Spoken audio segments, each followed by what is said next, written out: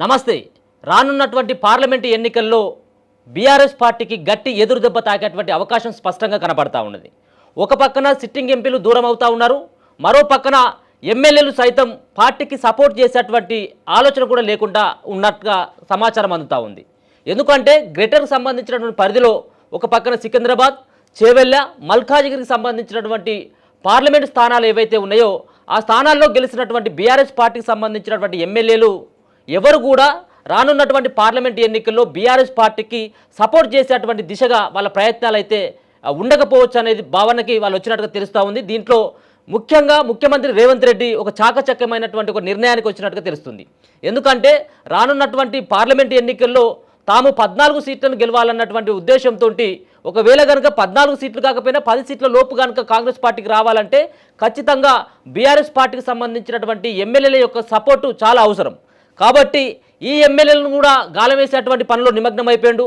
ఇప్పుడున్నటువంటి నేపథ్యంలో పార్లమెంటు ఎన్నికల కంటే ముందు కనుక బీఆర్ఎస్ పార్టీలో గెలిచినటువంటి ఎమ్మెల్యేలను ఆ పార్టీలో చేర్చుకున్నట్టయితే ఒక పక్కన నష్టం చేకూర్చేటువంటి అవకాశం ఉంటుంది, ఇంకొక పక్కన బీఆర్ఎస్ పార్టీకి కొంత సానుభూతి పెరిగేటువంటి ఆస్కారం ఉంటుందని చెప్పేసి రేవంత్ రెడ్డి భావించినట్టుగా తెలుస్తూ ఉంది. దానిలో భాగంగానే ఎవరైతే బీఆర్ఎస్ పార్టీకి సంబంధించినటువంటి చాలామంది ఎమ్మెల్యేలు కాంగ్రెస్లో పార్టీలో చేరేందుకు రేవంత్ రెడ్డి సమక్షంలో చేరేందుకు చాలా సందర్భాల్లో రేవంత్ రెడ్డి గారిని కలవడం జరిగింది. కానీ రేవంత్ రెడ్డి గారికి సంబంధించినటువంటి అంశం ఏంటంటే పార్లమెంట్ ఎన్నికల తర్వాతనే వాళ్ళని పార్టీలోకి తీసుకోవాలన్నటువంటి ఒక ఆలోచనకు వచ్చినట్టుగా తెలుస్తూ ఉంది. దానిలో భాగంగానే చాలామంది ఎమ్మెల్యేలకు ఒక టాస్క్ ఇవ్వడం జరిగింది. బీఆర్ఎస్ పార్టీలోనే ఉండి అంతర్గతంగా తమ పార్టీకి సపోర్ట్ చేయాలన్నటువంటి ఒక నిర్ణయాన్ని రేవంత్ రెడ్డి అక్కడ ఉన్నటువంటి ఎవరైతే బీఆర్ఎస్ పార్టీలో ఉన్నటువంటి అసంతృప్తమైనటువంటి ఎమ్మెల్యేలకు చెప్పినట్టుగా తెలుస్తూ ఉంది. చూడాలి వీళ్ళు ఏ విధంగా సపోర్ట్ చేస్తారు అనేది కూడా మనం చూడాల్సినటువంటి అంశంగా చెప్పుకోవచ్చు. ఒక పక్కన తెలంగాణలో బీఆర్ఎస్ పార్టీ రోజు రోజుకు చతికిలబడతా ఉన్నది. ఉన్నటువంటి ఎంపీలు కూడా ఎవరు కూడా పోటీ చేసేందుకు ససమేరా అంటా ఉన్నారు. అభ్యర్థులను నిలబెడదామన్నా కానీ వామో టీఆర్ఎస్ పార్టీ నుంచి మేము పోటీ చేయమన్నటువంటి నిర్ణయాన్ని వెళ్ళగక్కుతా ఉన్నటువంటి సందర్భంలో మరో పక్కన రానున్నటువంటి ఎన్నికల్లో అదే పార్టీలో ఉన్నటువంటి ఎమ్మెల్యేలు మరి కారుకు పంక్చర్ చేయాలన్నటువంటి ఆలోచనని మరి ఇక్కడ ఉన్నటువంటి బీఆర్ఎస్ పార్టీ ఇప్పటికే గ్రహించిందా, ఆ ఎమ్మెల్యేల పైన ఏ విధమైనటువంటి నమ్మకాన్ని ఉంచుతుంది, అంతేకాకుండా రానున్నటువంటి పార్లమెంట్ ఎన్నికల్లో బాధ్యతలు అక్కడ ఉన్నటువంటి స్థానిక ఎమ్మెల్యేల పైన పెడుతుందా లేదన్నటువంటిది కూడా మనం చూడాల్సినటువంటి అంశంగా చెప్పుకోవచ్చు. మొత్తానికైతే కాంగ్రెస్ పార్టీకి పట్టులేనటువంటి ప్రధానంగా పట్టులేనటువంటి స్థానాలు ఏవైతే ఉన్నాయో మల్కాజ్గిరితో పాటు చేవెళ్ళ, మరో పక్కన సికింద్రాబాద్ ఈ స్థానాలపైన ప్రత్యేకమైనటువంటి దృష్టి సారించినట్టుగా తెలుస్తూ ఉంది. ఎందుకంటే ఈ సంబంధించినటువంటి మల్కాజ్గిరి కానీ చేవెళ్ళ, సికింద్రాబాద్ ఈ 3 స్థానాలు బీజేపీ పార్టీకి కంచుకోటగా చెప్పుకోవచ్చు ఇప్పుడున్నటువంటి నేపథ్యంలో. కాబట్టి ఒక పక్కన మల్కాజ్గిరి నుంచి బీజేపీ పార్టీ నుంచి ఈటల రాజేందర్ పోటీ చేస్తూ ఉన్నారు. చేవెళ్ళ నుంచి కూడా గట్టి అభ్యర్థి బరిలో ఉండేటువంటి అవకాశం, సికింద్రాబాద్ నుంచి కూడా ఎవరైతే కిషన్ రెడ్డి బరిలో ఉంటాడు. అంతేకాకుండా చాలా సంబంధించిన నియోజకవర్గాల్లో బీజేపీ పార్టీకి చాలా మెజార్టీ అయినటువంటి స్థానాలు ఉన్నటువంటి నేపథ్యం. చేవెళ్ళలో కొండ విశ్వేశ్వరరెడ్డి లాంటి బలమైనటువంటి నేతలు ఉండడంతో వీళ్ళని ఢీకొట్టాలంటే కాంగ్రెస్ పార్టీకి అక్కడ కొంత బలం తక్కువ ఉన్నటువంటి నేపథ్యంలో వాళ్ళని బీఆర్ఎస్ పార్టీలో ఉన్నటువంటి చాలామంది ఎమ్మెల్యేల సపోర్టు, అంతేకాకుండా మాజీ ఎమ్మెల్యేల సపోర్ట్ తీసుకోవాలని చెప్పేసి రేవంత్ రెడ్డి భావించడం జరిగింది. అంతకంటే ముందు వీళ్ళకి రేవంత్ రెడ్డి కూడా వాళ్ళు ఇచ్చినటువంటి హామీ కూడా చూసుకోవచ్చు. ఎవరైతే బీఆర్ఎస్ పార్టీలో గెలిచినటువంటి ఎమ్మెల్యేలు సైతం మరి రేవంత్ రెడ్డితో చాలా సందర్భాల్లో రెగ్యులర్గా మాట్లాడుతున్నట్టుగా, రెగ్యులర్గా టచ్లోకి వెళ్తున్నట్టుగా తెలుస్తూ ఉంది. వాళ్ళ యొక్క నిర్ణయాన్ని కూడా చెప్పడం జరుగుతుంది బహిర్గతంగా ఆ రేవంత్ రెడ్డి గారితో. ఏంటంటే రానున్నటువంటి ఎన్నికల్లో ఖచ్చితంగా మేము సపోర్ట్ చేస్తాం, మాకు మీ పార్టీలో చేరేందుకు ఖచ్చితంగా అవకాశం కల్పించండి. అంతేకాకుండా గ్రేటర్కి సంబంధించినటువంటి దాంట్లో, గ్రేటర్ హైదరాబాద్కు సంబంధించినటువంటి దాంట్లో ఏ ఒక్క సీటు కూడా మరి కాంగ్రెస్ పార్టీ గెలుచుకోలేదు. కాబట్టి బీఆర్ఎస్ పార్టీ నుంచి కూడా వచ్చేటువంటి ఒక నేతకు ఒక కీలకమైనటువంటి పదవిని ఇచ్చేందుకు కాంగ్రెస్ పార్టీ కూడా ప్రయత్నాలు చేస్తూ ఉంది. దానికి రేవంత్ రెడ్డి కూడా గ్రీన్ సిగ్నల్ ఇచ్చినట్టుగా తెలుస్తూ ఉంది. మరి ఈ పార్టీలో చేరిన తర్వాత మరి ఉన్నటువంటి కీలకమైనటువంటి ఎమ్మెల్యేలకు ఏ విధమైనటువంటి పొజిషన్ ఇస్తారనేది కూడా మనం చూడాల్సినటువంటి అంశంగా చెప్పుకోవచ్చు. అంతేకాకుండా ఏదైతే 14 స్థానాల పైన కట్టుబెట్టినటువంటి రేవంత్ రెడ్డికి మరి ఖచ్చితంగా ఈ పార్టీకి సంబంధించినటువంటి బీఆర్ఎస్ పార్టీకి సంబంధించినటువంటి ఎమ్మెల్యేలు సపోర్ట్ చేసినట్టయితే పక్కాగా విజయం సాధించేటువంటి అవకాశం అయితే కనబడతా ఉంది. తెలంగాణ రాష్ట్రంలో అధికారంలో ఉన్నటువంటి పార్టీ కాంగ్రెస్ పార్టీ, ప్రతిపక్షంలో ఉన్నటువంటి బీఆర్ఎస్ పార్టీ సపోర్ట్ కనుక తీసుకున్నట్టయితే తెలంగాణలో బీజేపీ పార్టీని 2-3 స్థానాలకే పరిమితం చేయొచ్చు అన్నటువంటి ఒక అభిప్రాయం కూడా కాంగ్రెస్ పార్టీ చేస్తూ ఉంది. ఇక అంతేకాకుండా పార్లమెంటు ఎన్నికల తర్వాత జేనింగ్స్కు సంబంధించినటువంటి విషయం కూడా అందుకోసం అని చెప్పేసి రేవంత్ రెడ్డి పోస్ట్ పోన్ చేయడం జరుగుతుంది. దానిలో భాగంగానే మొన్న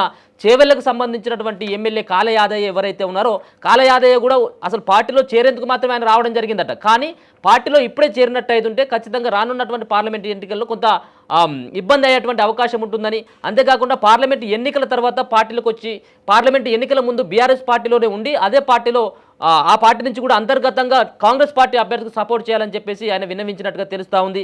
ఖమ్మం జిల్లాకు సంబంధించినటువంటి తెల్లం వెంకట్రావు కూడా ఇదే సంబంధించినటువంటి మాటలు చెప్పినట్టుగా అర్థమవుతుంది. అక్కడ ఎవరైతే నామా నాగేశ్వరరావు బరిలో ఉండబోతా ఉన్నాడో అక్కడ టీఆర్ఎస్ పార్టీ నుంచి, మరొక పక్కన అక్కడ అభ్యర్థిని కాంగ్రెస్ పార్టీ కూడా ఎక్కడ కూడా అభ్యర్థిని ఇంకా ప్రకటించలేదు. కానీ అయినప్పటికీ కూడా ఎవరున్నప్పటికీ కూడా ఖమ్మంలో ఖచ్చితంగా కాంగ్రెస్ పార్టీ కంచుకోటగా పేరున్నటువంటి ఖమ్మంలో కూడా తెల్లం వెంకట్రావు యొక్క జైనింగ్ను కూడా ఆపడం జరిగింది. ఆయన 2-3 సార్లు ముఖ్యమంత్రి రేవంత్ రెడ్డిని కూడా కలిసినటువంటి సందర్భంలో పార్టీల చేరికలకు సంబంధించినటువంటి విషయం ప్రస్తావన వచ్చింది తప్పించి పార్టీ కండువ కూడా కప్పినటువంటి అంశాన్ని మనం చూసుకోవచ్చు. కాబట్టి ఈ జైనింగ్స్ సంబంధించింది ఆపడం అందుకోసమేనా పార్లమెంట్ ఎన్నికల్లో ఒక వ్యూహాత్మకంగా బీఆర్ఎస్ పార్టీ యొక్క సపోర్ట్ తీసుకోవాలి, అంతర్గతంగా బీఆర్ఎస్ పార్టీలో ఉన్నటువంటి నేతలని ఓట్లని ఇక్కడ సంబంధించిన కాంగ్రెస్ పార్టీ వైపు లాక్కోవాలన్నటువంటి ఉద్దేశంతో మరి రేవంత్ రెడ్డి సర్కార్ ఆ విధమైనటువంటి ప్రయత్నాలు చేస్తున్నట్టుగా స్పష్టంగా అర్థమవుతా ఉంది. ఇక అంతేకాకుండా ఒక్కొక్కరు ఇప్పుడు మనం చాలా రోజుల కానీ చూసుకుంటా ఉన్నాం కాంగ్రెస్ పార్టీకి సంబంధించినటువంటి ఆ పార్టీతో పాటు మరో పక్కన బీజేపీ పార్టీ వైపు బీఆర్ఎస్ సంబంధించినటువంటి నేతలంతా వలసలు కడతా ఉన్నారు. కాబట్టి వీళ్ళ యొక్క ఒక పక్కనేమో వీళ్ళ వలసలు ఆపేలాగా లేవు, మరొక పక్కన ఉన్నటువంటి ఎమ్మెల్యేలు కూడా కారు పార్టీకి సపోర్ట్ చేసేటువంటి పరిస్థితులు లేదు. కాబట్టి కన్ఫ్యూజన్లో మాత్రం ఖచ్చితంగా కేసీఆర్ ఉండబోతా ఉన్నాడు. రానున్నటువంటి పార్లమెంటు ఒక పక్కన అసెంబ్లీకి సంబంధించినటువంటి ఎన్నికల్లో ఘోర పరాజయం చవిచూసినటువంటి కల్వకుంట్ల కుటుంబం ఇప్పటికే కోలుకోలేనటువంటి విధంగా ఏం మాట్లాడుతున్నారో అర్థం కానటువంటి పరిస్థితి. 3 నెలలు ఆల్రెడీ పదవి పోయిన తర్వాత 3 నెలల వరకే అసలు పదవిలో ఉన్నట్టుగా వాళ్ళు ప్రవర్తన చూసినట్టయితే మేము ఇంకా అధికారంలో ఉన్నాం కావచ్చు అన్నటువంటి ఉద్దేశంతో మాట్లాడుతూ ఉన్నారు. ఇక రానున్నటువంటి పార్లమెంట్ ఎన్నికల్లో ఇప్పటికే పోయినసారి 9 సీట్లను గెలవడం జరిగింది పార్లమెంట్ ఎన్నికల్లో. ఈసారి 1-2 సీట్లు కూడా వచ్చేటువంటి పరిస్థితి లేదు బీఆర్ఎస్ పార్టీకి. వచ్చేటువంటి పార్లమెంట్ ఎన్నికల్లో కూడా కాంగ్రెస్ పార్టీ ఇదే విధంగా ఆధిపత్యాన్ని ప్రదర్శించి తెలంగాణ రాష్ట్రంలో కాంగ్రెస్ పార్టీ జెండా ఎగిరేసి బీఆర్ఎస్ పార్టీని నామరూపాలు లేకుండా చేయాలన్నటువంటి ఒక ఉద్దేశంతో రేవంత్ సర్కార్ ముఖ్యంగా రేవంత్ రెడ్డి తీవ్రమైనటువంటి ప్రయత్నాలు చేస్తూ ఉన్నాడు. దానిలో భాగంగానే మరి ఏదైతే గులాబీ పార్టీలో ఉన్నటువంటి నేతలను ఆకర్షించుకునేందుకు రేవంత్ అయితే మాత్రం ఆ విధమైనటువంటి ప్రయత్నాలు చేస్తున్నట్టుగా స్పష్టంగా అర్థమవుతుంది. చూడాలి ఒకవేళ కనుక పార్లమెంట్ ఎన్నికల్లో బీఆర్ఎస్ పార్టీకి సంబంధించినటువంటి ఎమ్మెల్యేలు ఏ పార్టీతోటి వెళ్ళేటువంటి ఆస్కారం ఉంటుంది, ఒకవేళ కనుక ఏ పార్టీకి సపోర్ట్ చేసేటువంటి ఆస్కారం కనబడతా ఉంటుంది అనేది కూడా చూడాలి. ఎందుకంటే గ్రేటర్ హైదరాబాద్ సంబంధించినటువంటి పరిధిలో ఏ ఒక్క సీటు కూడా కాంగ్రెస్ పార్టీ గెలవకపోయినప్పుడు కూడా కాంగ్రెస్ పార్టీకి రానున్నటువంటి పార్లమెంట్ ఎన్నికల్లో పక్కాగా ఇక్కడ ఎంపీ స్థానం కనుక గెలిచినట్టయితే బీఆర్ఎస్ పార్టీలో ఉన్నటువంటి ఎమ్మెల్యేలు సపోర్ట్ చేసినట్టు అన్నటువంటి ఒక అర్థమైతే వస్తుంది. మరి దీన్ని ఏ విధంగా కేసీఆర్ కప్పిపుచ్చుకుంటాడు, వాళ్ళని ఏ విధంగా బుజ్జగిస్తాడు అనేది కూడా చూడాలి. ఇప్పటికే బీఆర్ఎస్ పార్టీలో ఉన్నటువంటి ఎమ్మెల్యేలు కూడా సైతం ఒక అభిప్రాయానికి వచ్చినట్టుగా తెలుస్తూ ఉంది. ఎట్టి పరిస్థితుల్లో ఇప్పుడు గెలిచేటువంటి పరిస్థితి లేదు, పార్లమెంట్ ఎన్నికల్లో ఎట్టి పరిస్థితుల్లో నిలబడేటువంటి అభ్యర్థి చక్కగా లేడు, వచ్చేటువంటి ఓట్లు కూడా నామమాత్రంగా ఉన్నాయి. కాబట్టి ఏదో పార్టీకి సపోర్ట్ చేస్తే సరిపోతుంది. ముఖ్యంగా రేవంత్ రెడ్డి సర్కార్కి అంటే తెలంగాణ రాష్ట్రంలో అధికారం ఉన్నటువంటి పార్టీకి కనుక మనం సపోర్ట్ చేసినట్టుంటే ఒకవేళ పార్టీ మారినప్పుడు కూడా వాళ్ళకి ఆ విధమైనటువంటి ప్రాధాన్యత పార్టీలో ఉంటుందని చెప్పేసి అయితే మెజార్టీ ఎమ్మెల్యేలు భావిస్తున్నట్టుగా స్పష్టంగా అర్థమవుతా ఉంది. చూద్దాం కాంగ్రెస్ పార్టీ వైపు ఏ ఎమ్మెల్యేలు వెళ్తారు, బీఆర్ఎస్ పార్టీకి సంబంధించినటువంటి ఏ ఎమ్మెల్యేలు మరి రేవంత్ రెడ్డి సర్కార్కు సపోర్ట్ చేస్తారు, రానున్నటువంటి పార్లమెంట్లో ఏ అభ్యర్థి సపోర్ట్ చేస్తారు అనేది కూడా మనం వేచి చూడాలి.